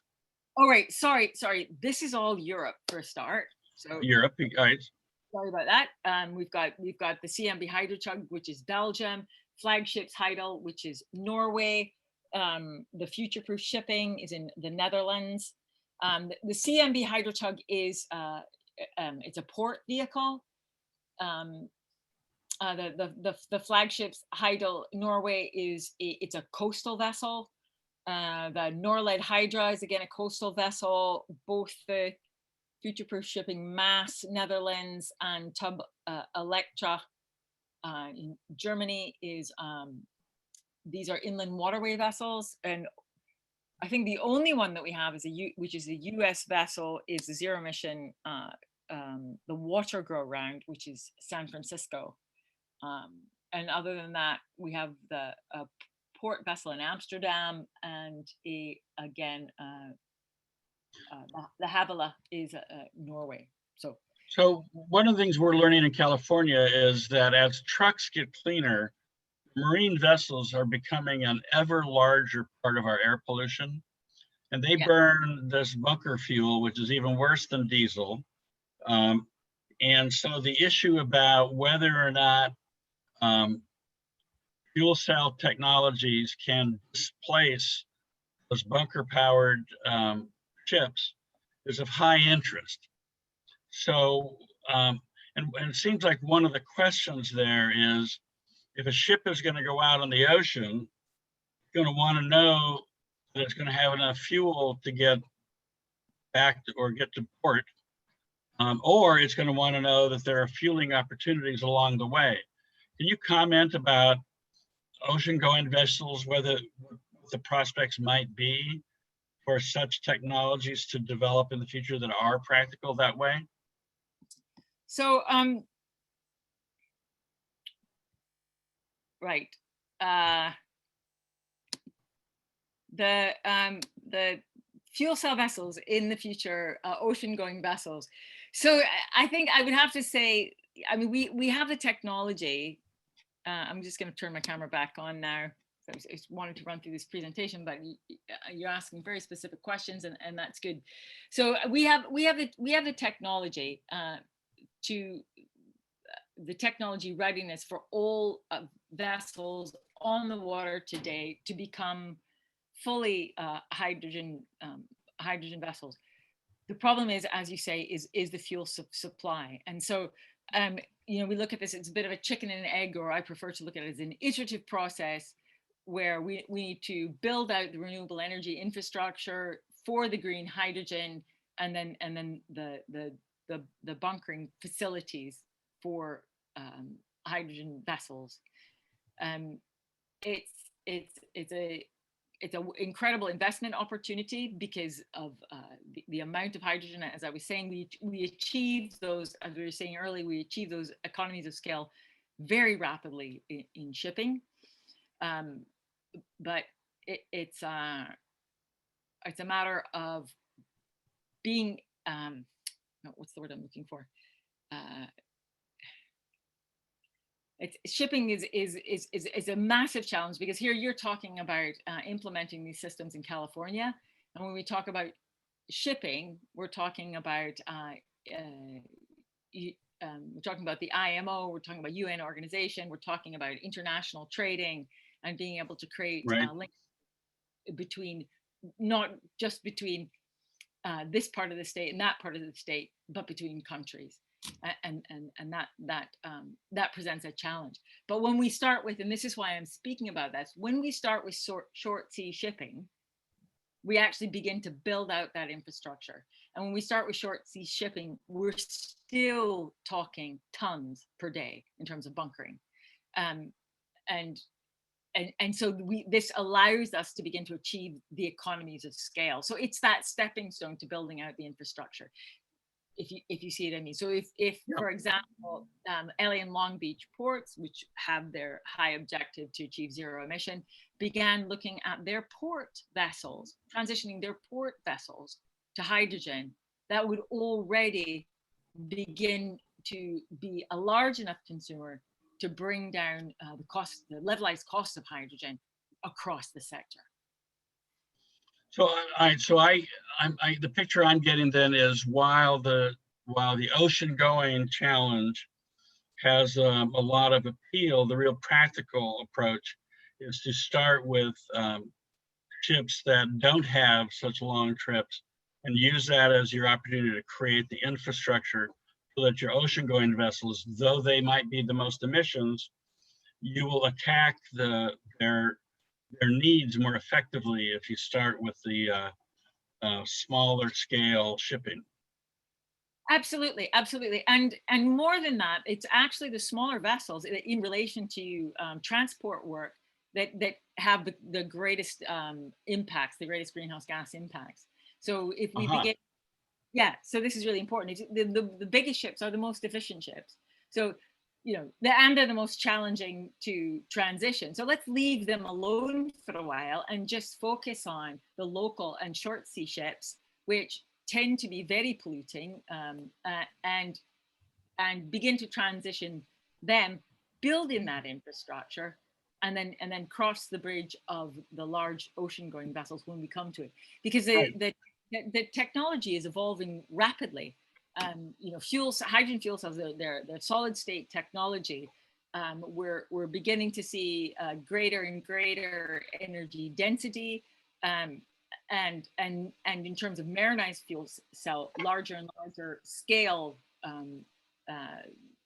marinized hydrogen fuel cells. At the moment, we're looking at around 3 megawatts as being the plant size, and it becomes scalable. Not scalable. That's not what I mean. Scalable. It's serializable. So if you have a 3 megawatt marinized hydrogen fuel cell system, you can go 3, 9, up to 21. But again, these systems are rapidly evolving with the push for the need for the technology, as with anything. Well, that's a very encouraging assessment to me, because I do know that a lot of my friends who worry about emissions have been worrying about shipping quite a lot lately, that as trucks get cleaner, if shipping doesn't, then shipping becomes the new big problem. And it sounds to me like your assessment is that this is a solvable problem. The technology is adaptable and it's workable. If we were to have fueling infrastructure and the economies of scale, we could meet this one head on. Yeah. The problem is solvable, and another bit of good news is that a lot of the energy that we need is at sea. So the source for our energy is really marine renewables, and looking at tidal, wave, going beyond wind to looking at all that energy that's beneath the waves, and using it at sea. So and there are several projects here in Europe. Aquaventus is, I think, a very a number of projects that are looking at actually producing hydrogen at sea for bunkering, specifically. Well, that's exciting. But Eric Hoffman, I know all of this you find pretty exciting. Am I wrong, or am I right? Well, I won't lie to you. A lot of this conversation has been way above my pay grade, but no, it is interesting to learn about, and you've got some very smart people on this panel. So good job to you. So Eric, Local 132, UWUA, who are you? What do you do? Yeah. My name is Eric Hoffman. I'm the president of the Utility Workers Union of America, Local 132, and we represent about 3,500 members specifically that work exclusively at Socalgas, ranging wall to wall from pipeline installations and maintenance to our call centers and service bureaus, our fleet, a very wide appliance technicians, a very wide range, really wall to wall effort to make Socalgas go. So some of the labor movement sees a lot of these changes as opportunity, and some of them, they see it as threatening. And there's a lot of talk about the importance of having a strategy to create what some people call a just transition. Do you and your members think about, is this hydrogen thing seem threatening, or is it opportunity for you? In specific to hydrogen, I think we would welcome that as an opportunity. Our members, I think what we view as what we currently do is we move molecules through pipelines, and in essence with hydrogen would be no different. The term just transition gets thrown around a lot, and I think I equate just transition to the old saying of it is what it is, and that it's a lot better to be the person saying it than be on the side of receiving it. When you're a worker, and you're looking to just provide for your family, put food on the plate, and you hear the term just transition, it is a little, it's actually reprehensible, actually, because we're not, our members are not robots. We can't simply just be retrained or reprogrammed to just do something completely different. We got our first charter in 1938, and our first full bargaining unit in 45. And it's a craft we've been perfecting ever since, and we're still learning. So just to say that we're simply going to do something completely, totally new, and on the electric side or something else, solar, wind, is just not feasible. So if people think about adapting in some way to ensure the workforce has a winning outcome here, you feel like that's like part of that is acknowledging the risks that are created. So it's a fraught dialogue, if it's defined that way.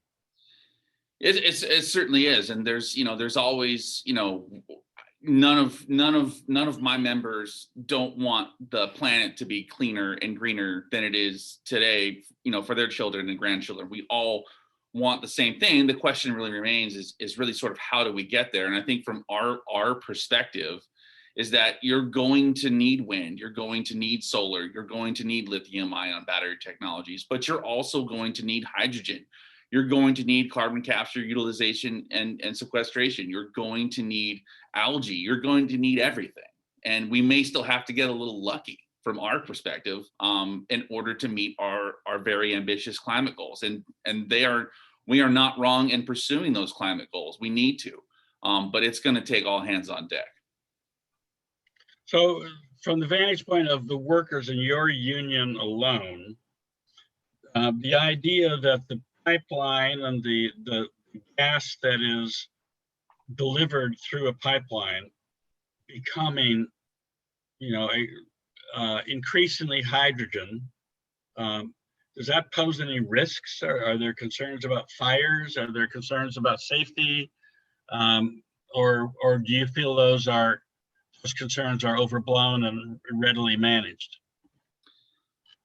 I think from the perspective of, in terms of repurposing our existing infrastructure of delivering currently just natural methane gas, to repurposing it to whether it's a blend of hydrogen or something, with synthetic gas or all these other, emerging technologies. From our perspective, there's nobody better than us as utility workers to do such thing.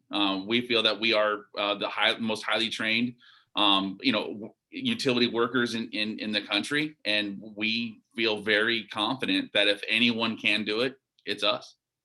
All right. So if for example, the pipeline became 25% hydrogen, and some people say that there's a need to, if that happens, there might be a need to adjust hot water heaters in people's homes, or to adjust wherever the natural gas right now might have an end use. Is that a kind of work that that your members would do? Absolutely. Just to give you just another example of something that we currently do, when somebody wants to convert, their propane outdoor barbecue to a natural gas barbecue, we come in and we repurpose that barbecue to be able to accept, natural gas, that we don't have to, refill the propane tanks all the time. So I think, from that perspective of working on those appliances and making them more adaptable to more emerging technologies, that's definitely it's definitely a more cost effective. It's a more for folks who are just struggling to get by as it is, it's a more obtainable solution than saying, I'm going to replace every appliance in my house. I'm going to upgrade my wiring, my panel. Oh, and by the way, my ductwork, because, heat pump technology contains refrigerants that are not going to be acceptable for existing ductwork. it's a more obtainable solution than the sort of mandated building electrification has on. Oh, I see. From the vantage point of a homeowner or residents in an apartment building, it would be far easier, in your estimation, to make a transition to a pipeline with hydrogen in it than it would be to make a transition to electric power. The level of adaptation would be far greater for any change to electric power.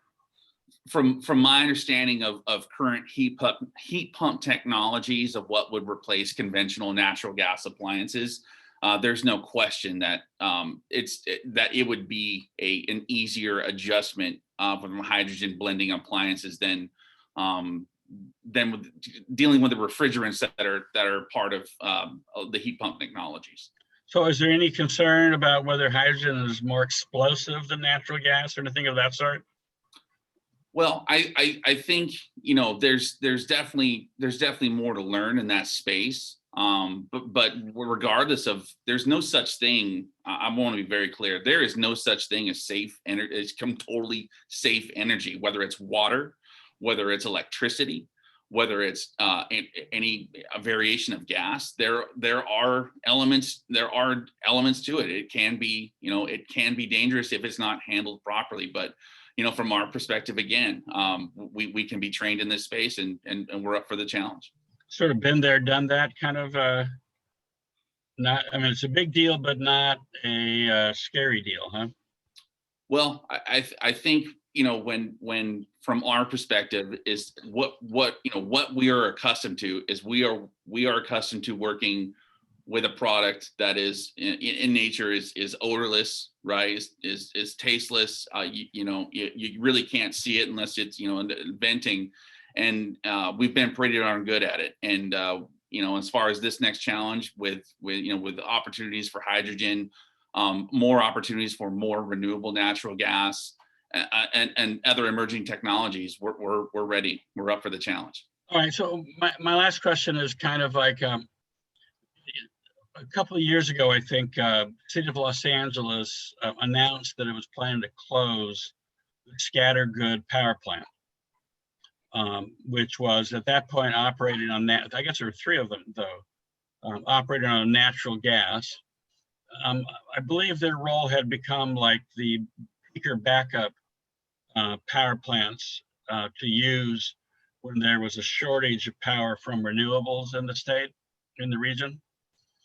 Then, like a year later, they announced that the coal-fired plant out in the Intermountain plant, the Iron Mountain plant at Delta, Utah, that is a coal-fired plant.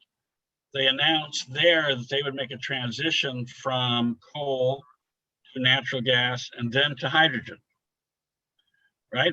And you know, it was a challenge, they said, but they were confident that they could do it, and that would have the effect of replacing a coal-fired plant with a hydrogen plant.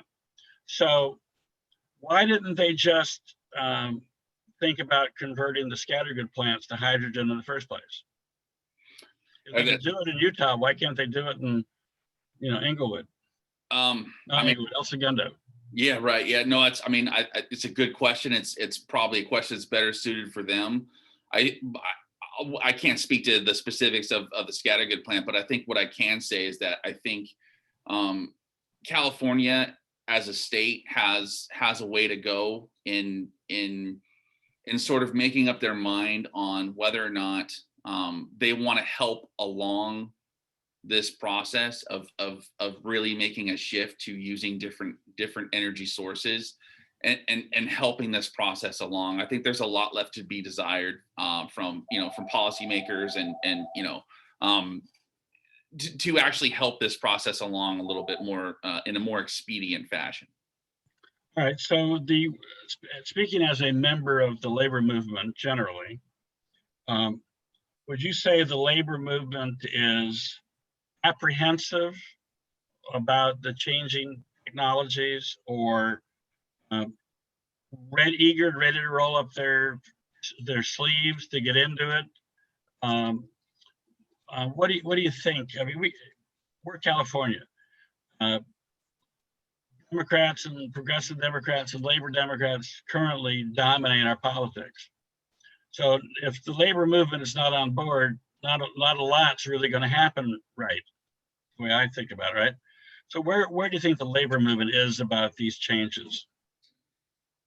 You know, talking with even other unions, you know, and I'm also a vice president of Los Angeles County Federation of Labor, and you know, as I think that labor unions in general are relatively optimistic, and we really want to advance the ball on changing the way we do things, but recognizing that the way we need to change it reflects that of what California is, which is, you know, a lot of blue collar workers and families, and we need to make sure that no one gets left behind, particularly, you know, workers. And so, you know, from our perspective as a labor movement, I think, you know, whether you're talking about the building trades or anyone else, you know, we're advocating for these new emerging technologies in carbon capture, with renewable natural gas, with hydrogen blends and synthetic gases and algae and all of these things. From our perspective, that's work that we can be doing and that we should be doing. And I think we're ready to roll on that. Very good. Listen, I want to thank all of our panelists for spending a couple hours with us today. I'm trying to get some diversity of opinion and perspective on what's before us. We at Move LA are very eager to try to advance the idea that California needs to get more aggressive. It's been leading the state, US, in so many ways in the advancement of clean technology. But obviously when the IPCC comes out with a report that tells us we have till 2030 to meet an emission reduction target, or else it could become, we could become the frog in the proverbial pot of boiling water, right? And we don't want to do that. And so we want to urge everybody to take very seriously the idea that 2030 is an important target for us, that we have to scale up our efforts. And I think summer has already shown us that climate change can be very impactful. You know, imagining the summers when, you know, 120 degrees is not the temperature in, you know, Palm Springs, but it's the temperature in Santa Monica.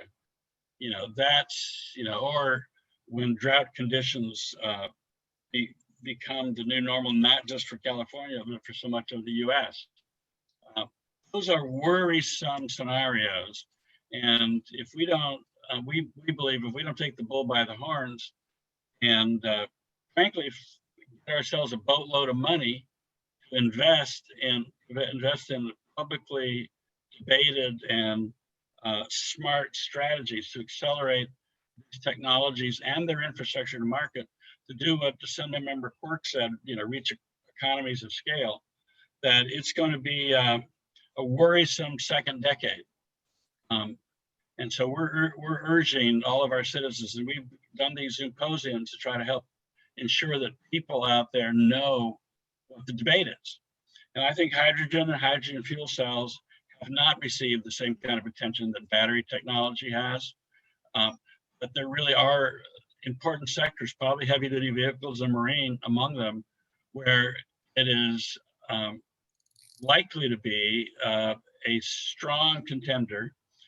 Frankly, I think, but for availability of fueling infrastructure, it could have been a strong contender, could still be a strong contender in light duty vehicles. So that's what we're looking at. We have a future before us that has challenges. We do have strategies, we have cards to play, and all of us we are among the cards, we hold the cards. So thank you very much for your time and attention. And I think we had about 140, 150 people here today. And those, about 100 of you that are still here, thank you so much. Next time. Thanks, everyone. We're going to stop the Great, thanks, recording.